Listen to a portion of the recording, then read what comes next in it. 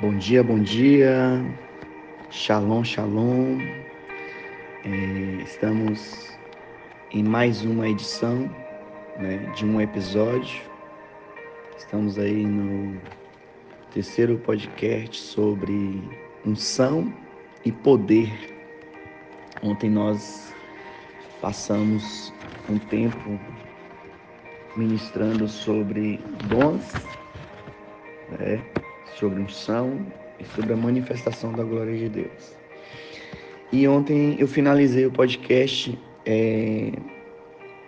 com a seguinte pergunta: como conseguir unção? Você que já é crente, você que já está na caminhada, você que serve a Deus, que serve a igreja do Senhor Jesus, você que participa do ministério de louvor, do ministério de dança, do ministério da palavra, da pregação. Então, muitos se falam, em pregadores ungidos, em ministério de louvor ungido. Nossa, eu senti uma unção tão forte quando aquele pregador ministrava, eu senti uma unção tão forte quando o louvor estava ministrando.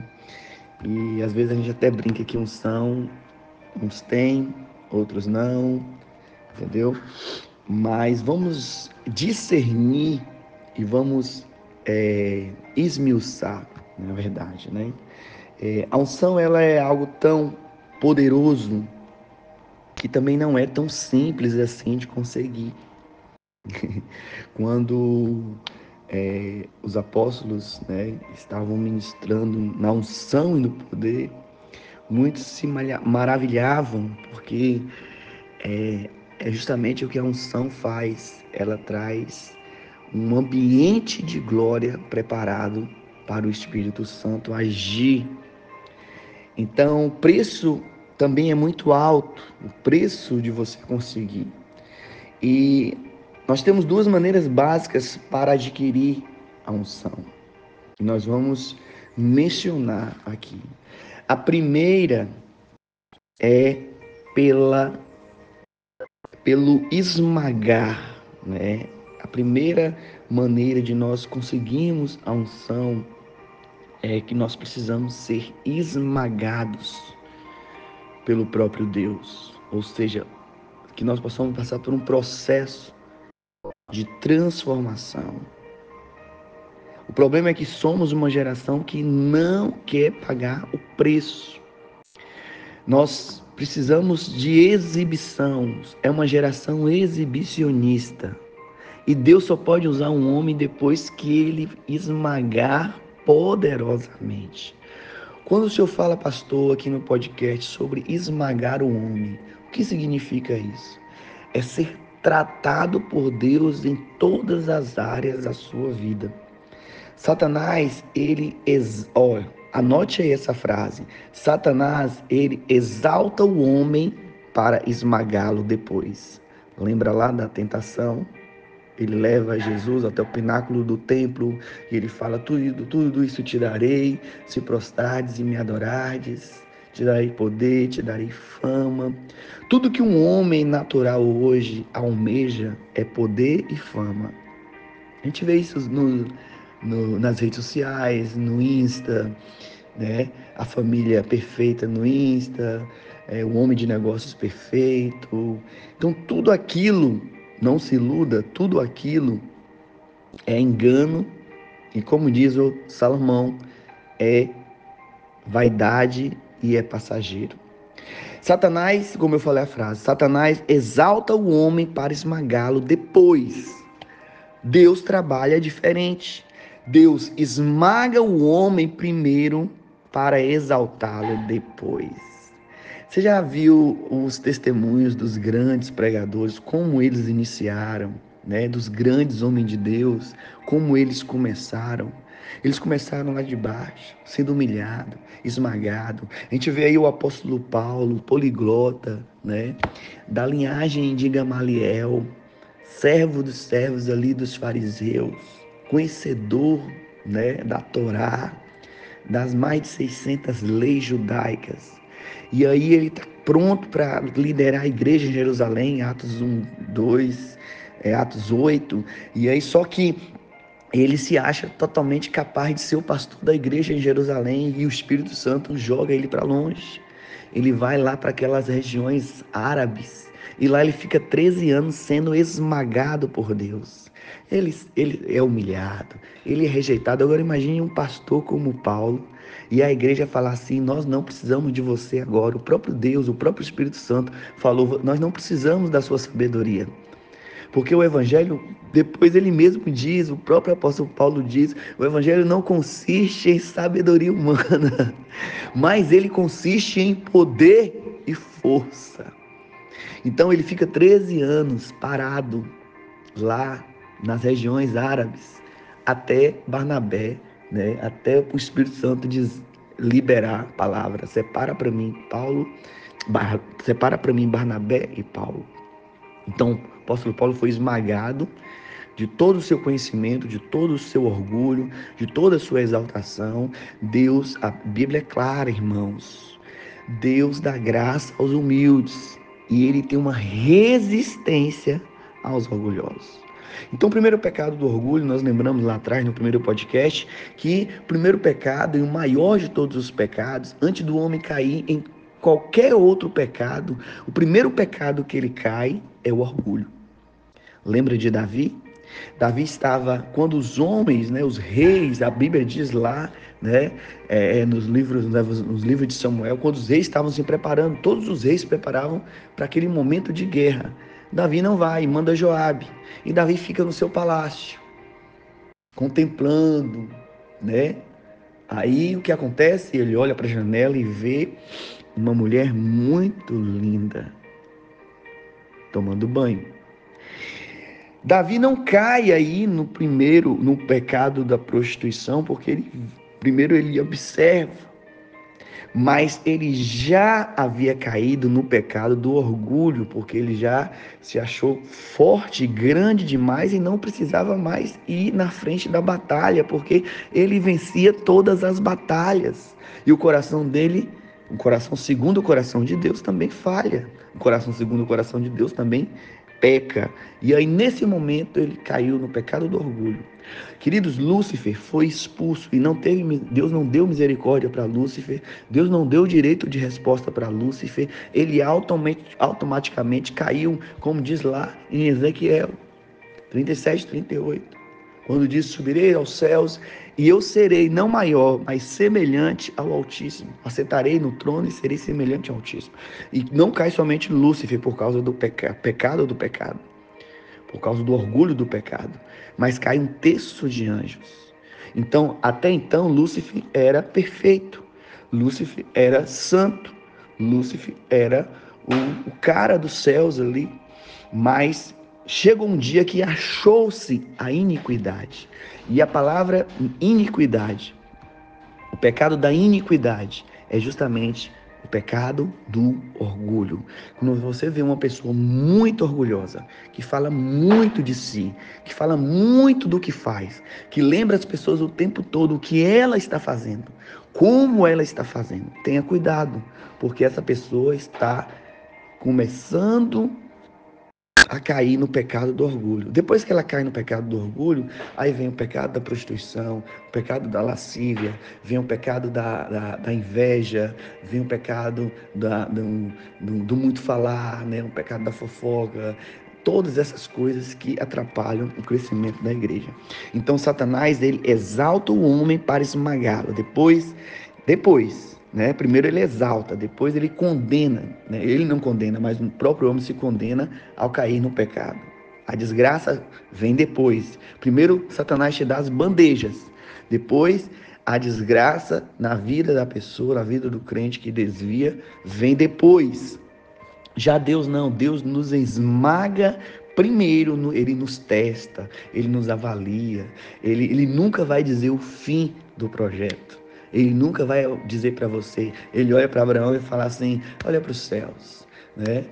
Assim como são as estrelas dos céus, olha para o mar, assim como são as areias do mar, assim será a sua geração. Mas ele não disse o trajeto de Abraão, de guerras, de conquistas, de lutas, de dificuldades, até chegar a Isaac. Então, se Deus chegasse para mim e falasse, pastor Anderson, você vai passar por isso, você vai aceitar o chamado, né, o chamado pastoral, e só que durante 10 anos você vai ter uma série de guerras, vai passar por isso, ninguém aceitaria. Então, primeiro Deus chama, depois ele esmaga, né? Então, essa geração, ela tá difícil de experimentar uma unção poderosa do Espírito Santo, porque é uma geração mimada. É uma geração dodói, é uma geração que não aguenta mais a sã, né, doutrina, não aguenta mais a verdadeira palavra, se magoa com pregações. Então, enquanto ela quer exibicionismo, ela está querendo performance, é uma geração que hoje ela está querendo shows, né? Ela tem se alimentado de fragmentos da unção. Enquanto nós não formos esmagados, nós não teremos a unção do Espírito Santo em nosso ministério. E para ser esmagado, você precisa deixar o orgulho de lado e você precisa ser humilde. Porque os humilhados serão exaltados, né? Humilha no Senhor e Ele te exaltará. É muito forte. E a segunda maneira de nós conseguirmos, né? Estou falando já do homem crente, da mulher crente, batizado no Espírito Santo, cheio do Espírito Santo, é pelo secreto. Por que pelo secreto? Porque a própria palavra diz, entra no teu quarto, mas quando orares, entra no teu quarto. E em secreto o Pai te vê. Não é você entrar no teu quarto para orar e abrir o ao vivo no Instagram. Não é você entrar no teu quarto para orar e ficar mandando áudios pelo WhatsApp. Entrar no teu quarto em secreto e você orar em secreto, só você e o Pai. Amém? Só você e o Pai. Só você é o Pai. Então, a geração exibicionista não suporta o quarto secreto. Sabe por quê? Porque ali não são notados. Ali ninguém vai tirar fotos, ali ninguém os nota. Uma geração que preza pela exibição e não preza pelo secreto. E o secreto é só você e Deus, meu irmão, e mais ninguém. É porta trancada. Se tiver um celular, no mínimo ali é para escutar um louvor. Às vezes nem de louvor precisa, às vezes nem de oração precisa. Só precisamos estar ali para ouvir a voz de Deus. Então você deve se desesperar pela unção. Aprontar um escândalo diante de Deus pela unção, gritar, Deus, eu preciso da sua unção. Pagar um alto preço pela unção, é estar dedicado no jejum, é estar dedicado na oração, é estar dedicado na palavra, é pedir ao Senhor para que o Senhor coloque anjos vigilando os nossos olhos para não pecar. É no secreto que acontece o esmagar da prensa. Lembre-se do azeite e da prensa do azeite, né? Quando a gente fala de esmagar, né?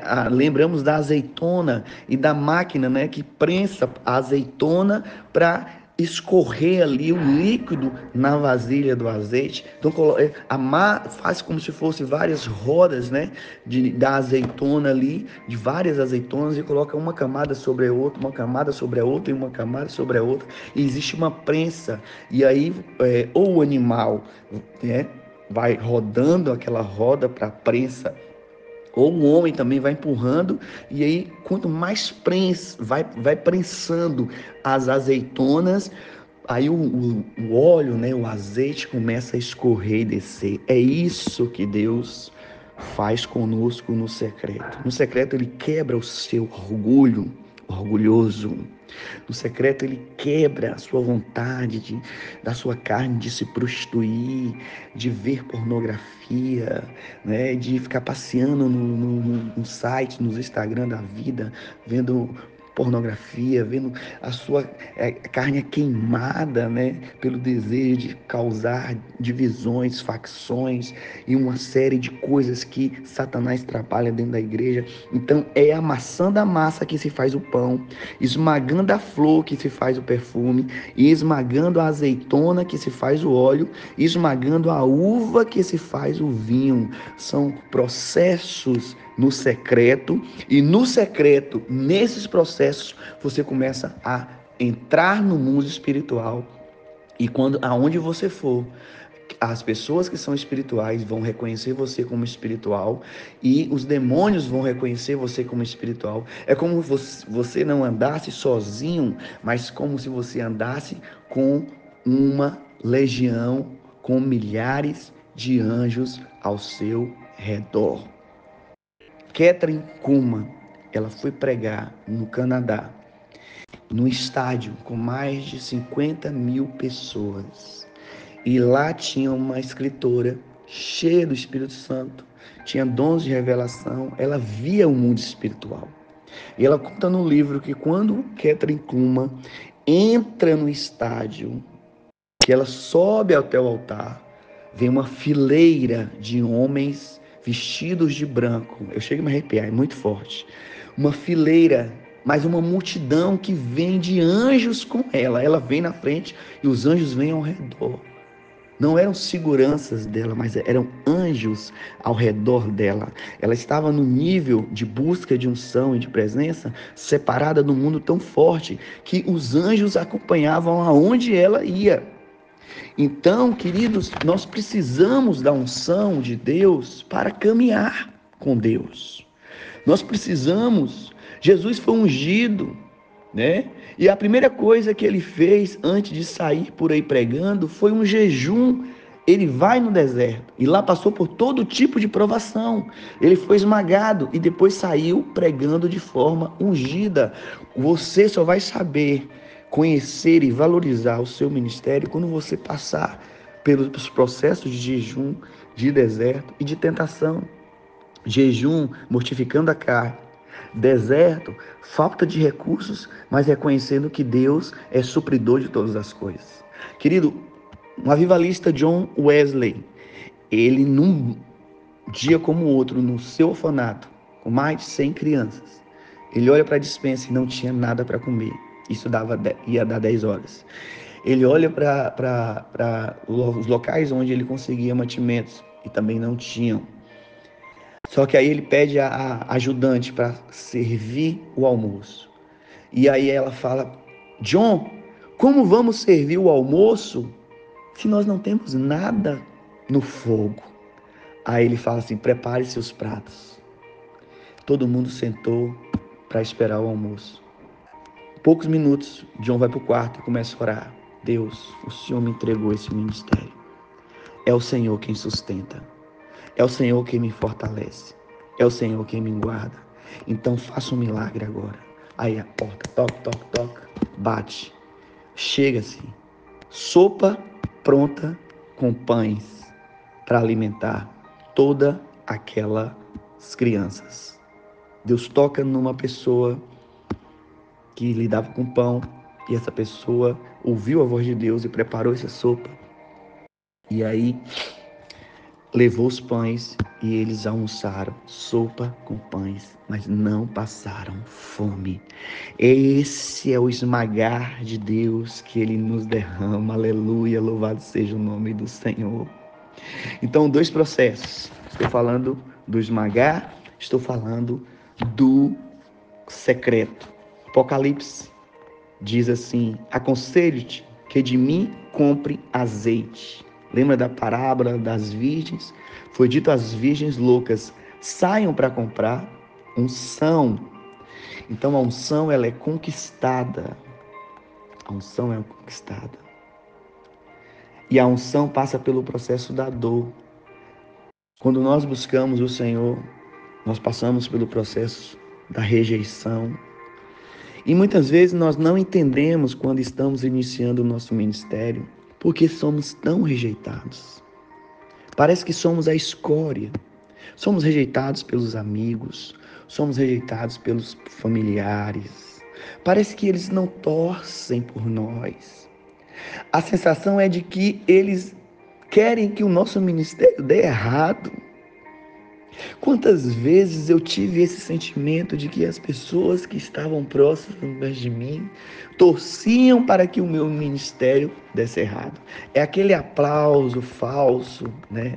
Assim, ó, isso aí não vai durar muito. Aqueles aplausos dizendo: é fogo de palha. Esse ministério é fogo de palha. ele não vai durar.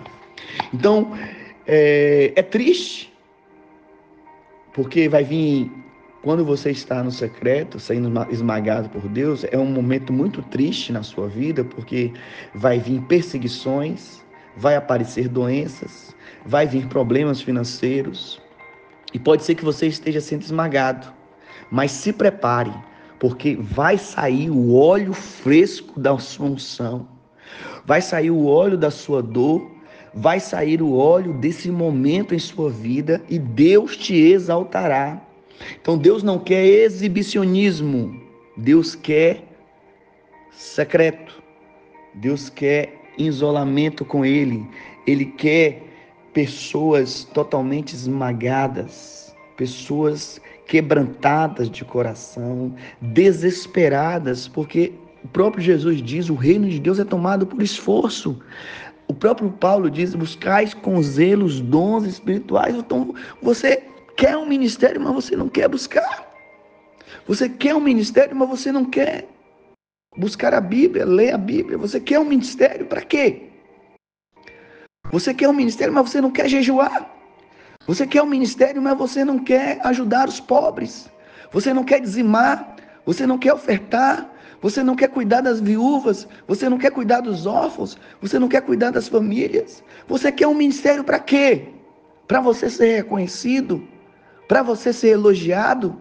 Para quando você sair ali do palco, as pessoas aplaudirem você e falar, nossa, como você dançou bem, como você pregou bem, como você tocou bem.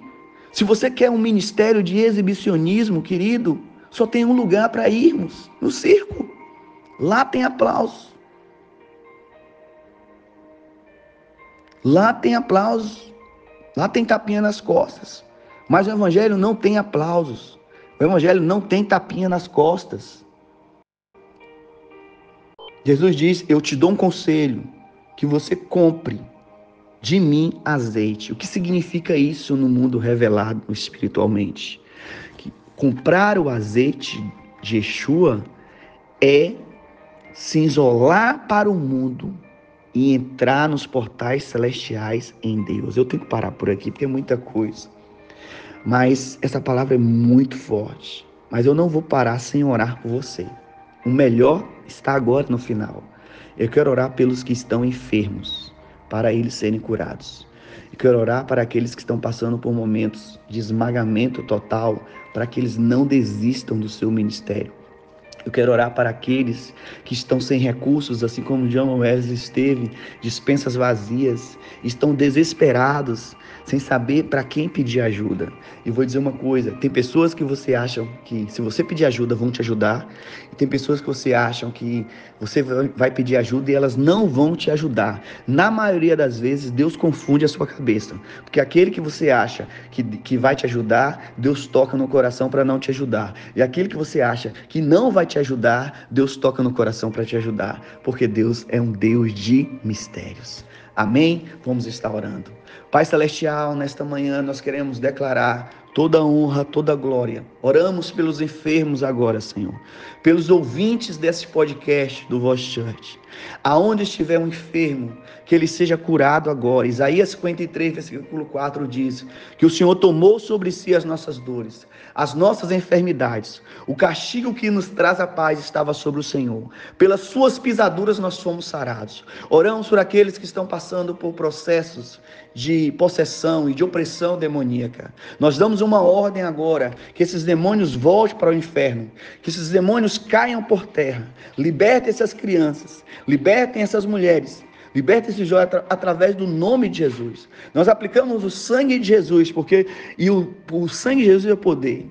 Nós liberamos o nome de Jesus também, porque no nome de Jesus é o ataque, é a espada. O sangue de Jesus é o escudo. Então, aonde essa pessoa estiver ouvindo este podcast, eu declaro, seja curado agora. Você que está com problemas de vista, que volte a enxergar. Você que está com algum problema nas articulações, que volte a se movimentar. Que o seu sangue volte a se movimentar. Você que é paralítico, que não consegue andar, nós damos uma ordem. Levanta-te e anda demanda agora em nome de Jesus.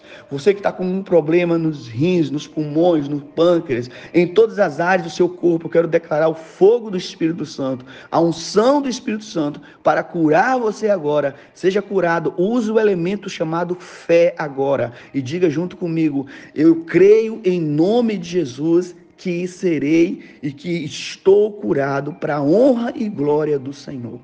Amém? Que Deus possa derramar sobre a sua vida essa unção estratosférica, essa unção poderosa, e que você busque ela com toda a sua força e com todo o seu ser. Deus abençoe vocês, em nome de Jesus. Aqui é o pastor Anderson, e tenha um dia cheio de sinais, prodígios e maravilhas.